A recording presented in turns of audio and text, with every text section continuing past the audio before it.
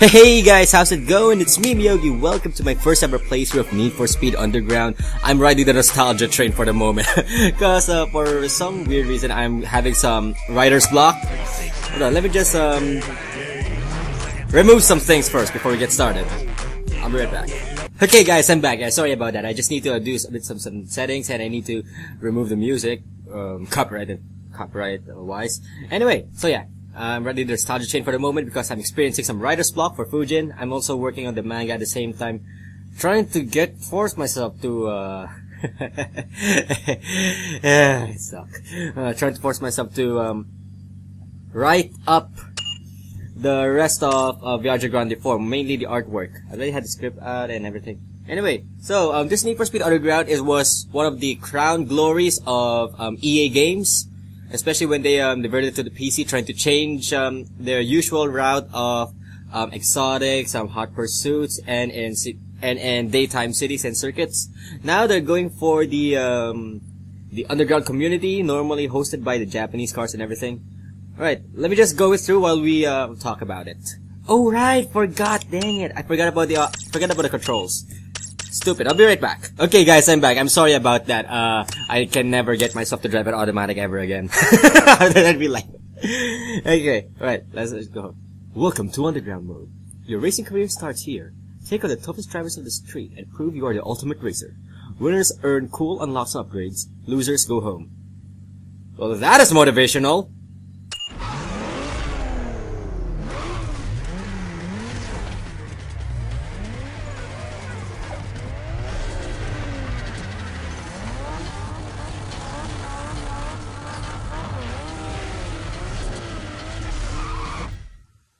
Alright, for some weird particular reason, we might experience some lag, especially in the cinematics. Not my fault, I think it's my computer. Anyway, alright. Already took up everything first for the time being, especially the audio, so we can get some full-on action only. Alright, and let's try to go back some nostalgia trips on our way. Okay, normally the game kicks off with you in this Integra. The game calls it the Vortex car. It just pretty much gives you a good idea of how things go about.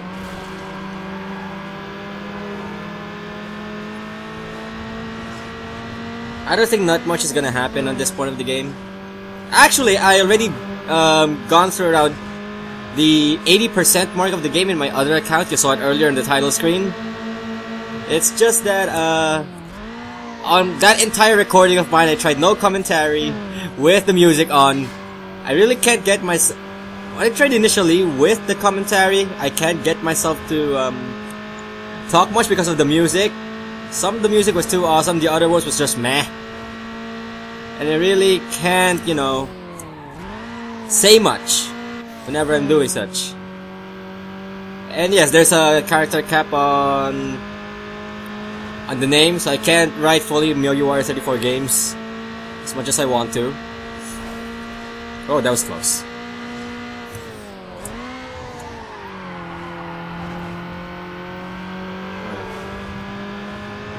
Some of the races here are actually kind of boring, some are just fillers.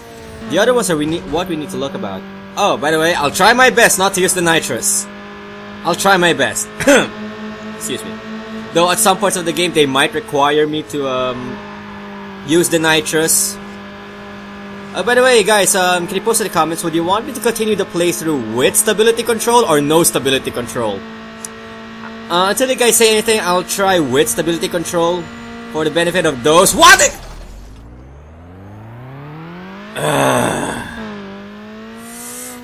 Okay, about stability control.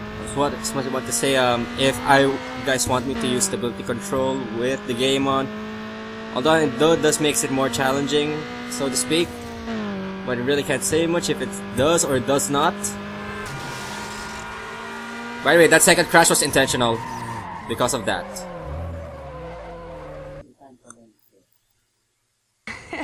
Is that your fantasy?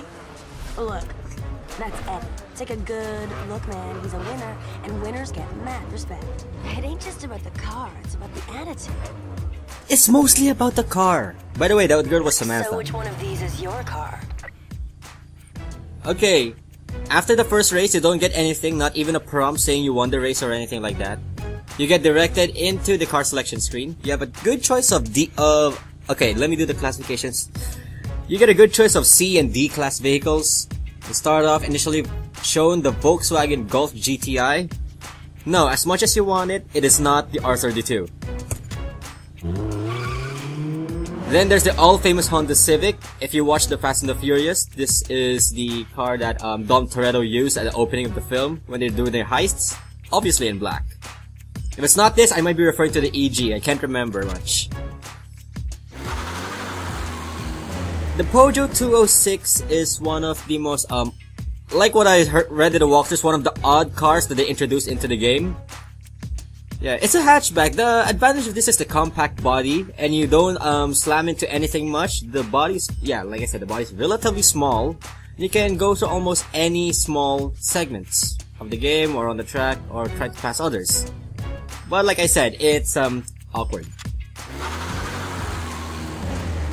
The Mazda Miata, the MX-5, chassis code NB8C. I'm sorry, I'm car geek when it comes to that. It's the one and only rear-wheel drive you can opt to start with. It has good control, it has great handling, it's very light. And if I'm right, it has one of the highest handling stats in the game. Hold on, let me check. Yeah, the highest handling stats. And the fifth one, to those Americans, we have the Dodge Neon. I don't think this is the RT version, I think it's just the base Neon. If I remember, it was made in 1996. Also front-wheel drive. Everything's a front-wheel drive except the Miata in the first half of the game. There will be certain characters who would appear initially with the Dodge Neon. Normally, a character has no cinematic version, Clutch. We'll meet him later on. In this case, I want to be the odd one out, so we're gonna go with the Miata.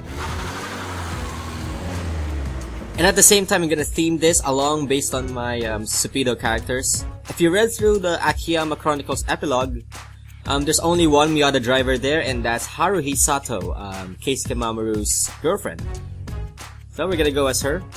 You will see it in the thumbnails when I upload the parts. It might switch depending on the character I'm using. Ouch, that is seriously weak, dude.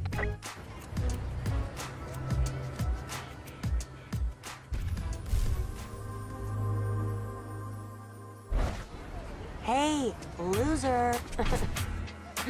Alright, check it. Maybe I can help. Just you and me, one-on-one. It's money in the bank. Let's go! You want to be the best? You gotta take these boys down. If you lose, you're gone. Got it? Good. Now move it. Come here to find the latest races. The race map will show you where all the action is. Alright, initially now we're gonna be going through the game without the music. The car selection was just an exemption because it was part of the cinematic. And it was the only time you get to hear In the Club by 50 Cent. By the way, watch my live 50 Cent. It's gonna be good. Anyway, alright. So you initially get circuit, sprint, drift, drag, and lap knockout. It's obviously the 5 modes of Need for Speed Underground whenever you go through career mode. There is no free roam in this game. Everything is pretty much pre-selected based on the track. They have their own generated tracks. I don't know if you can do customs. Maybe you can do through hacking programs or whatnot, but I don't know. Anyway, at this part you only get drag, drift, and circuit to have some NPC characters. You can hear their voice, but they don't actually have a cinematic character like Eddie, Samantha, Melissa, like the blonde chick that your character was googling. It's kind of awkward actually when I'm starting out as Haruhi and you're eyeballing Melissa. People might think you're a lesbian. No offense to girls, no offense to girls. Anyway, we're gonna start off with circuit here, and we get a good invitation by Mr. Iglesias. What's up, bro? I'm Jose. Sam told me I should keep an eye out for you. She said you plan on turning the streets upside down. Welcome to the streets, dog. Let's see if you can hang. Some parts of this, I like the fact that the cinematics, the voices actually are pretty much natural, like what you hear in the underground scene.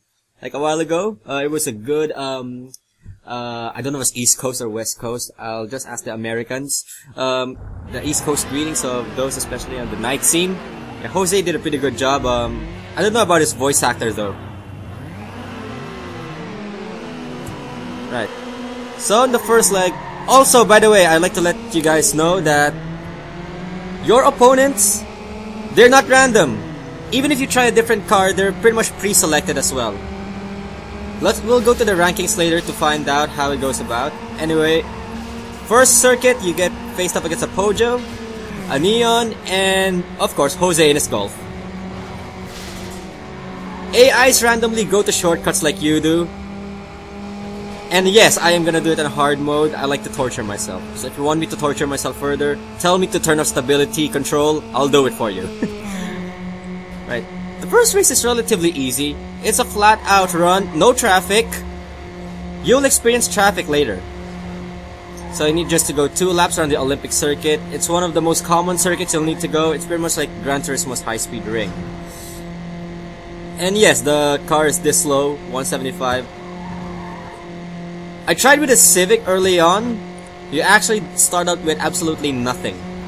When I mean absolutely nothing, 0 in your bank. With the Roadster, you get more handling for a cheaper price. So, if you like rear-wheel drives and want the better stats, go for the Miata. It's the best one to start with. Don't take my word for it. Take it from the guys who did the walkthrough. Yeah, who did the walkthrough. Game facts. What am I saying? Right. Saying that. As long as you don't mess it up, you can pretty much get a good clean run. Like a good clean victory for your first race.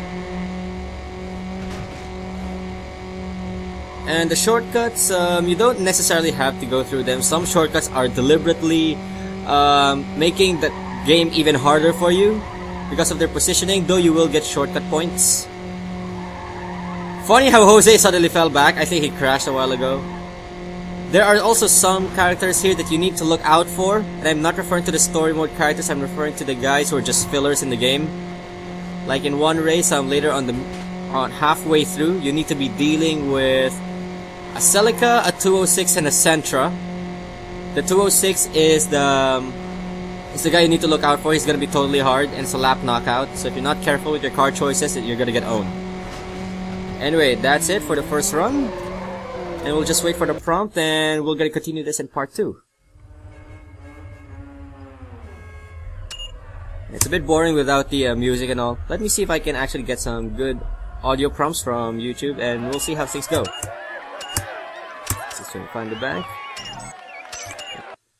Then we go to continue, and I'm gonna cut it here once we get to the menu. So, thanks for watching part 1. I'll try to be either as detailed or as comical as possible with my Let's Plays. Tell me which of the two you want to hear more, post in the comments. And I'll see you guys in the next part.